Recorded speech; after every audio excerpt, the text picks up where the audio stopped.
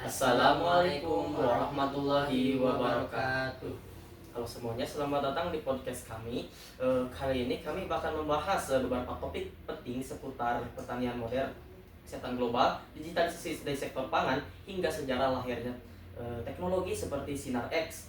Meski berbeda tema, semuanya ternyata terhubung dengan satu benang merah, yaitu perubahan teknologi dan dampaknya pada kehidupan manusia. Mari kita mulai. Pertama, itu ada pertanian buah dan bahan kimia. Pertanyaan untuk Wahyu seputar pertanian buah dan bahan kimia. Wahyu, apa saja jenis bahan kimia yang sering digunakan dalam pertanian buah? Yang biasanya digunakan ya mungkin seperti pestisida, pupuk kimia itu mungkin anorganik, zat pengatur tumbuh, jadi mungkin biar tanaman itu tumbuhnya lebih cepat dan sesuai terjadwal. Oh baik. Lalu selanjutnya, siapa pihak yang bertanggung jawab dalam mengawasi penggunaan bahan kimia pada pertanian buah tersebut? Mungkin yang bertanggung jawab itu adalah Kementerian Pertanian atau Kementan. Secara umum, Kementan mengatur peredaran, pendaftaran, dan izin edar pestisida serta menetapkan batas ambang penggunaannya. Baik. Lalu kapan waktu yang tepat untuk menggunakan pupuk dan pestisida kimia agar tidak merusak hasil panen buah? Oh, mungkin waktunya ya. Biasanya kalau ditanam itu misal di pagi hari mulai dari pukul 7 sampai pukul 10 siang. Oh baik. Nah, untuk selanjutnya dari pukul 4 sore sampai 6 sore. Waktu ini ideal karena suhu udara sejuk sehingga penyerapan nutrisi dan oleh tanaman lebih efisiensi dari risiko penguapan unsur hara lebih kecil. Baik. Menghindari pemupukan saat matahari terik, jadi tidak terlalu panas. Oke. Lalu di mana praktik penggunaan bahan kimia dalam pertanian buah paling banyak diterapkan? Mungkin untuk saat ini penggunaan bahan kimia terutama pestisida dan pupuk organik adalah praktik yang umumnya dan meluas di hampir di seluruh wilayah pertanian. Itu pertanian buah modern di seluruh dunia dan di Indonesia terutama pada skala komersial dan intensif. Oke. Terus mengapa petani buah masih memilih bahan kimia daripada bahan organik? Mungkin karena efektivitas dan kecepatan bahan kimia yang sintetis umumnya bekerja lebih cepat dan lebih kuat dalam mengendalikan hama, penyakit, memberikan nutrisi sehingga mengurangi resiko gagalnya panen secara signifikan. Tentu juga secara hasil panennya, pupuk anorganik memungkinkan petani mencapai target hasil panen dan kualitas buah yang optimal dalam waktu yang lebih cepat dan singkat. Jadi misal 1 bulan ada beribu kuintal, 1 kuintal, 2 kuintal, jadi terjadwal. Oh baik. Lalu terakhir, bagaimana dampak penggunaan bahan kimia terhadap kualitas buah dan kesehatan manusia? Mungkin untuk dampak positifnya ya, meningkatkan penampilan buah secara fisik itu bagus, jarang ada kayak dimakan ular gitu. Terus meningkatnya kualitas panen tadi yang saya sudah jelaskan. Terus penggunaan ZPT dapat mempercepat pematangan atau meningkatkan ukuran buah. Nah, mungkin untuk dampak negatifnya yaitu pada di residu pestisida. Buah dapat mengandung sisa bahan kimia yang melebihi batas aman atau BMR. Meskipun tidak selalu terlihat, kesetimbangan nutrisi pemupukan yang berlebihan tidak seimbang dapat mengurangi kualitas, rasa, dan nilai gizi pada buah. Untuk manusia mungkin bisa terjadi kalau kita terlalu berlebihan menggunakan bahan kimia, mungkin keracunan dan gangguan kesehatan dalam jangka waktu yang cukup lama. Baik. Dan dari gambaran ini kita bisa melihat bagaimana satu sektor yaitu pertanian dituntut terus menyesuaikan diri lebih baik melalui regulasi, teknologi maupun edukasi. Dan bicara soal adaptasi sistem, kita beralih ke contoh lebih besar misalnya dalam dunia kesehatan global. Tahun 2015 menjadi tahun yang penting bagi untuk Korea Selatan ketika wabah MERS membuat sistem kesehatan di negara itu kewalahan. Nah, apa sih dampak utama yang ditimbulkan oleh wabah MERS di tahun 2016, sistem kesehatan dan ekonomi negara yang berdampak khususnya di Korea Selatan? Baik, jadi untuk wabah MERS sendiri pada tahun 2015 membuat sistem kesehatan di Korea Selatan kewalahan karena banyaknya pasien yang tertular di rumah sakit. Hal ini menunjukkan bahwa pada tahun tersebut masih sedikit vaksin yang bukan masih sedikit, tetapi hal ini menunjukkan bahwa prosedur keamanan dan ruang isolasi saat itu masih belum memadai. Lalu setelah wabah berakhir, pemerintah memperbaiki sistem pelaporan penyakit, membangun ruang isolasi baru, dan melatih tenaga medis. Nah, dampak ekonominya juga besar. Sektor pariwisata, transportasi, dan juga perbelanjaan menurun dikarenakan masyarakat takut berpergian. Oke, kita lanjut ya. Terus siapa saja sih negara yang selain Arab Saudi yang masih perlu peningkatan kewaspadaan terhadap wabah MERS ini, sehingga pada tahun 2025 terutama terkait mobilitas internasional? Baik, negara ya. Untuk negara yang masih perlu waspada pada tahun 2025 itu negara-negara di Timur Tengah seperti Uni Emirat Arab, Qatar, Oman, lalu Kuwait dan Jordan. Nah, tetapi selain negara-negara di timur, negara-negara di Afrika Timur juga seperti Mesir, Ethiopia dan Sudan juga perlu waspada karena masih ada kontak erat antara manusia dan unta, yang dimana unta itu merupakan satu-satunya hewan yang bisa menularkan wabah MERS ke manusia. Jadi selain negara itu juga negara yang banyak bepergian ke Arab Saudi termasuk Korea Selatan juga tetap harus menjaga kewaspadaannya seperti itu. Oke, kita lanjut. Kapan sih langkah-langkah atau reformasi kesehatan utama mulai diterapkan setelah kejadian tersebut? Baik, langkah-langkah reformasi kesehatan dimulai setelah wabah tahun 2015 itu dan diterapkan secara luas antara tahun 2016 sampai 2017.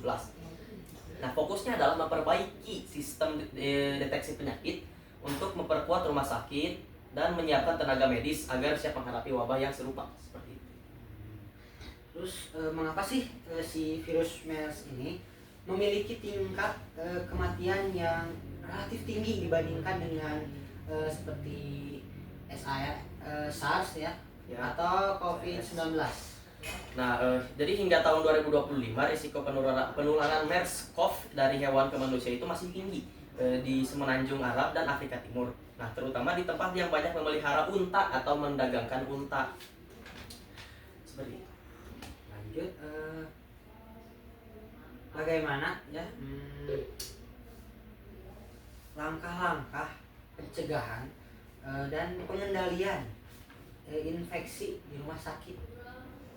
Untuk itu, setelah wabah MERS, Korea Selatan itu mengubah banyak hal di rumah sakitnya. Antara lainnya seperti menyediakan ruang isolasi bertekanan negatif di banyak rumah sakit besar, lalu melakukan pemeriksaan suhu dan riwayat perjalanan di pintu masuk rumah sakit, lalu melatih semua tenaga medis tentang cara memakai alat pelindung diri atau APD, lalu membatasi jumlah pengunjung di rumah sakitnya jadi nggak terlalu banyak, nggak terlalu penuh rumah sakitnya, jadi meminimalisir orang yang tertular. Lalu terakhir mempercepat sistem pelaporan penyakit ke Pusat Kesehatan Nasional. Hasilnya, sejak 2015 hingga 2025 tidak ada lagi wabah besar di rumah sakit Korea dan proses penanganan penyakit menular itu menjadi jauh lebih cepat dan teratur. Oke. Dari gambaran ini kita bisa melihat bagaimana satu sektor yaitu pertanian dituntut untuk menyesuaikan diri baik melalui regulasi, teknologi maupun edukasi. Dan beberapa soal adaptasi, sistem kita beralih. Kita ke contoh besar lainnya ya, mungkin itu seperti di dalam dunia kesehatan. Di tahun 2015 ini menjadi tahun yang penting.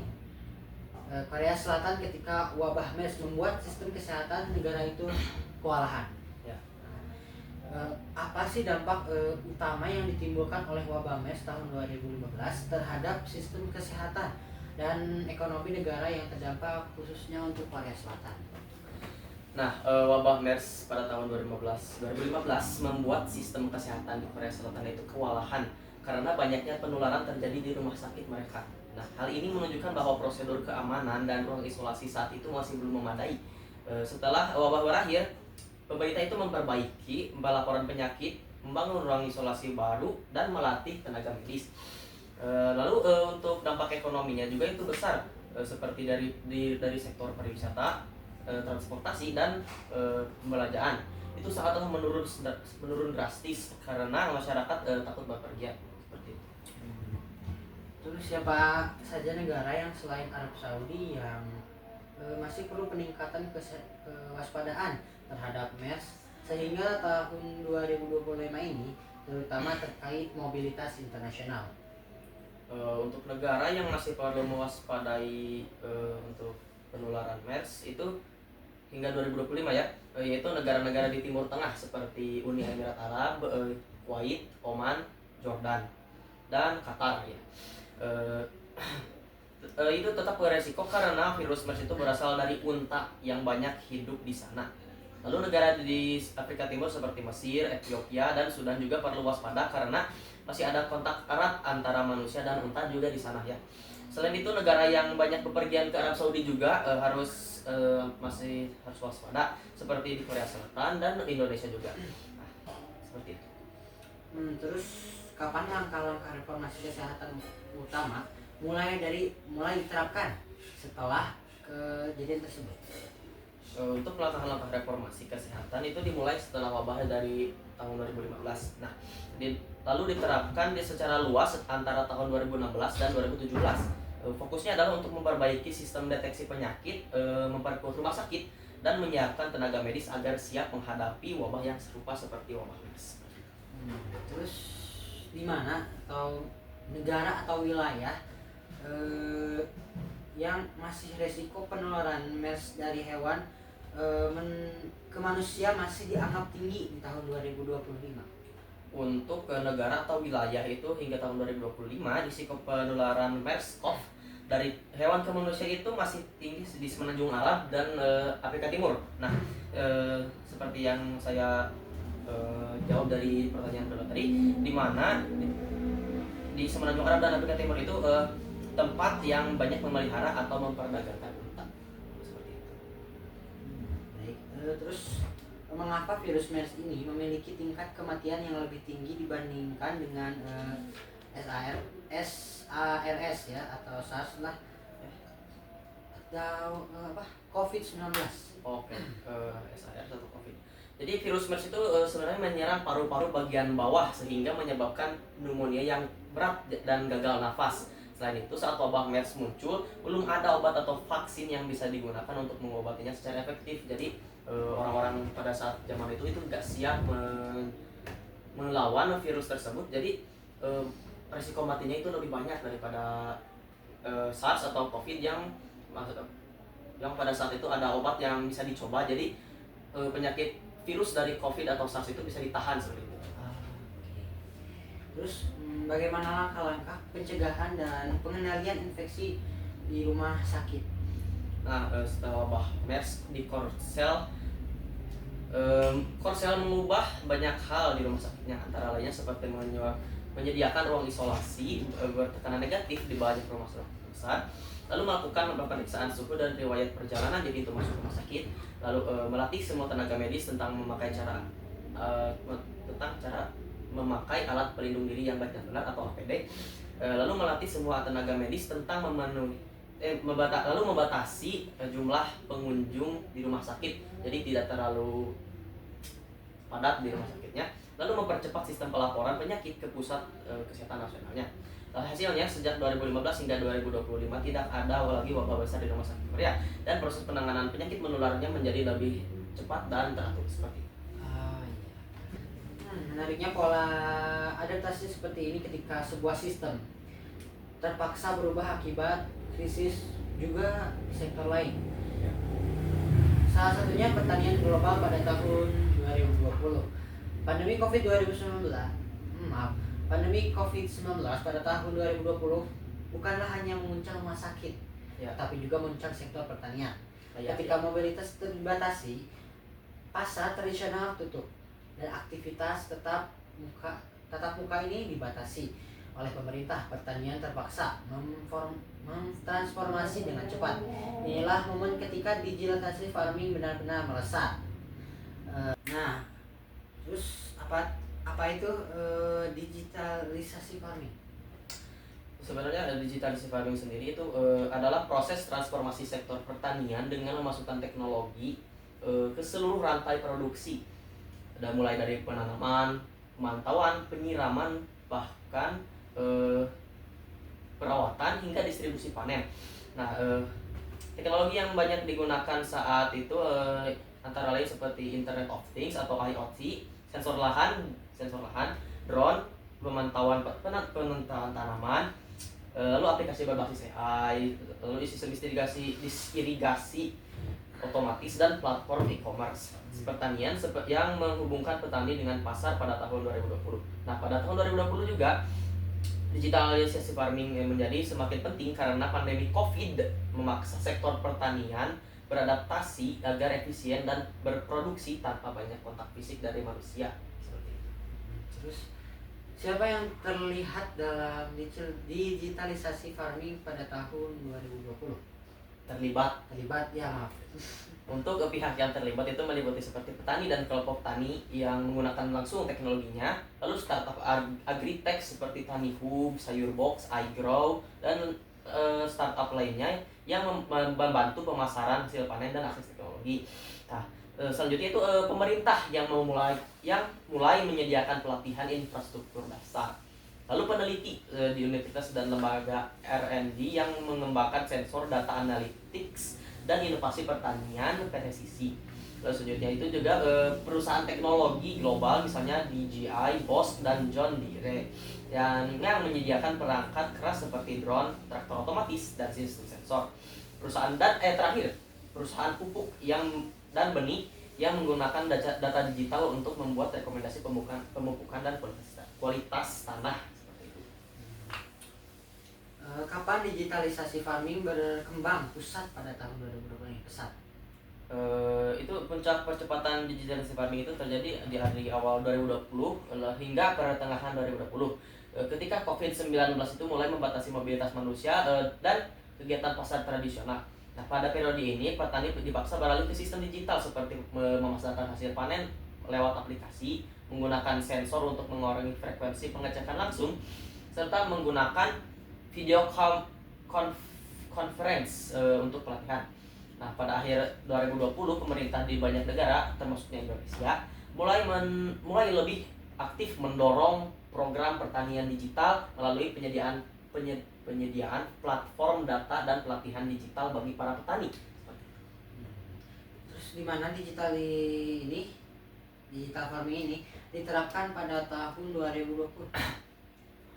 Untuk digitalisasi farming itu diterapkan di berbagai tempat, terutama di negara-negara maju seperti Amerika Serikat, Jepang, Belanda, dan Jerman yang sudah lebih dulu menggunakan traktor otomatis, big data, dan robot pertanian. Lalu selanjutnya di Asia Tenggara termasuk Indonesia, Thailand, dan Vietnam mulai mengembangkan agritech seperti marketplace panen, drone untuk pemupukan dan aplikasi prediksi cuaca. Nah, selanjutnya di wilayah pertanian Indonesia itu seperti Jawa Barat, Jawa Timur, Sulawesi Selatan, dan Sumatera mulai mengadopsi sensor tanah, drone mapping, dan aplikasi perhitungan untuk kebutuhan pupuknya. Nah, selanjutnya juga di perkebunan besar seperti sawit, kebun teh, dan kebun karet juga mulai menggunakan GIS, drone, dan AI untuk tata kelola lahan. Terus mengapa digitalisasi farming ini sangat penting pada tahun 2020? Karena pada tahun 2020 itu terjadi kombinasi faktor yang sangat menentukan, seperti ketika wabah COVID-19 yang memaksa sektor pertanian tetap berjalan tanpa banyak mobilitas fisik, ya seperti yang tadi saya jelaskan. Lalu masalah efisiensi seperti penggunaan air dan pupuk yang sering tidak tepat bisa diperbaiki lewat data sensor. Lalu tekanan kebutuhan pangan global yang meningkat karena rantai pasok terganggu. Selanjutnya minim tenaga kerja pertanian sehingga otomatisasi menjadi solusi. Jadi nggak pakai orang langsung, jadi pakai robot, AI, drone gitu seperti itu. Lalu selanjutnya itu kebutuhan menyatukan data pertanian untuk prediksi cuaca, penyakit tanaman, dan estimasi panen. Terakhir ada dorongan investasi dari perusahaan agritech dan pemerintah. Akibatnya 2020 menjadi tahun ketika digitalisasi farming itu bukan hanya opsi tetapi kebutuhan yang mendesak seperti itu.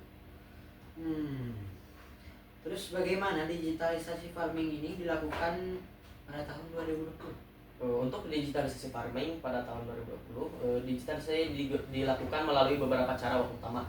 Seperti pertama itu teknologi IoT, sensor tanah untuk mengukur pH, suhu kelembapan, dan kebutuhan air. Yang nantinya data itu akan dikirimkan otomatis lewat aplikasi ponsel petani. Kedua ada drone. Drone itu digunakan untuk pemetaan lahan, pemantauan kesehatan tanaman, dan penyemprotan pupuk dan pestisida. Selanjutnya itu ada aplikasi AI dan machine learning. Petani menggunakan aplikasi yang memberikan rekomendasi pemupukan, rekomendasi pemupukan berdasarkan kondisi lahan. Lalu deteksi penyakit tanaman dari foto daun, dan terakhir itu prediksi cuaca dan panen. Yang keempat ada sistem irigasi otomatis. Airnya nanti air itu mengalir sesuai kebutuhan dasar data sensor menggunakan pemborosan. Jadi gak ada air yang terbuang seperti itu. Lalu kelima ada marketplace digital. Petani menjual hasil panen langsung ke konsumen atau supermarket melalui aplikasi sehingga harga menjadi lebih stabil.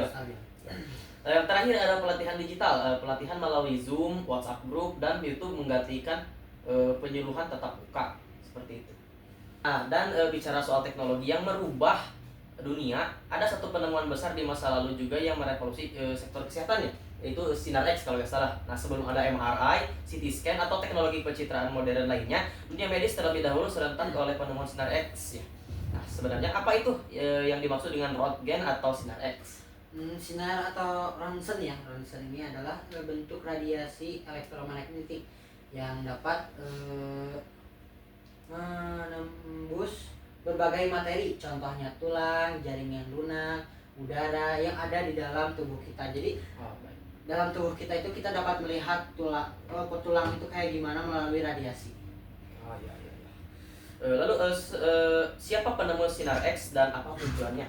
Sebenarnya penemuan ini oleh fisikawan Jerman bernama Wilhelm Conrad Ronsen, bahkan mungkin dari namanya aja diambil dari nama belakangnya. Sebenarnya nggak ada tujuan yang nggak sengaja ya. Dia hanya melakukan eksperimen mengenai sifat-sifat sinar. Baik. Lalu kapan Sinar X pertama kali digunakan?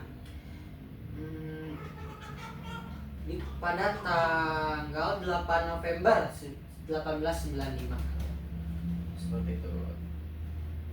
Untuk lokasi di mana Sinar X pertama kali ditemukan? Nah, pada tahun itu sebenarnya di lab Universitas Warburg di Jerman, tempat di mana si William ini melakukan percobaannya. Baik. Lalu mengapa Sinar X sangatlah penting dalam dunia kesehatan, terutama pada tahun 2025?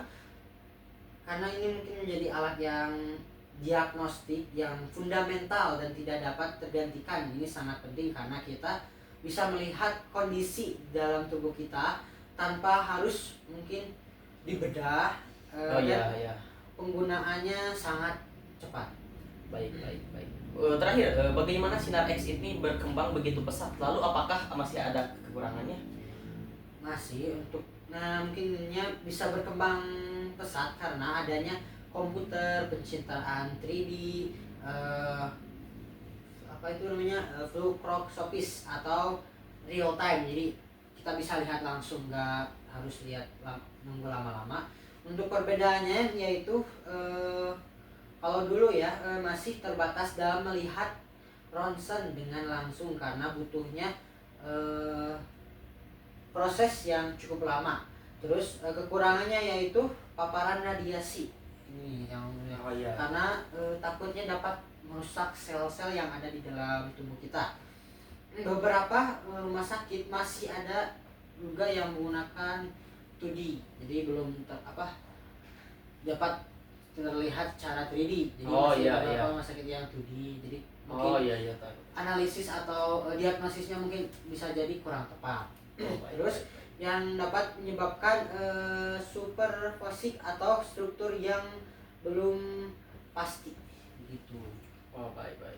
Jadi dari pertanian modern hingga wabah global dan digitalisasi farming tahun 2020 hingga penemuan sinar X, semuanya ini contoh menunjukkan satu hal, yaitu teknologi, regulasi dan kesiapan sistem selalu berjalan beriringan dalam menghadapi tantangan zaman. Betul? Nah, itulah mungkin podcast kami yang lumayan cukup menyenangkan ya. Iya. Mungkin itu saja yang kita hari ini akan sampaikan. Terima kasih. Wassalamualaikum warahmatullahi wabarakatuh.